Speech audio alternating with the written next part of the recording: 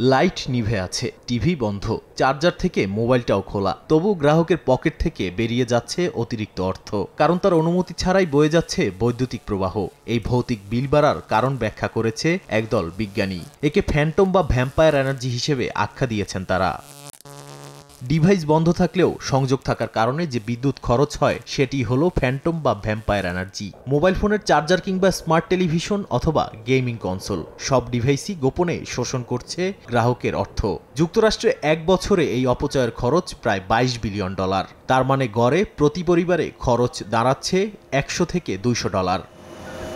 বিজ্ঞানীরা বলছেন Phantom energy নির্ভর করে যন্ত্রপাতির বয়স আর প্রযুক্তির উন্নতির ওপর। উদাহরণ হিসেবে বলা হয়েছে, স্মার্ট টিভিতে যদি ইন্টারনেট সংযুক্ত থাকে আর সেটাতে যদি ওয়েক আপ ফিচার চালু করা থাকে, তাহলে বন্ধ অবস্থায় প্রতি ঘন্টায় 40 ওয়াট বিদ্যুৎ খরচ হয়। আর এটা শুধু আর্থিক অপচয় নয়, একই সঙ্গে জলবায়ুকেও হুমকির মুখে ফেলছে বলে জানান তারা। কারণ মার্কিনদের বাড়িঘর থেকে প্রতি বছর শুধু অপ্রয়োজনীয় ডিভাইস সংযুক্ত থাকায় 450 টন কার্বন নির্গত হয়।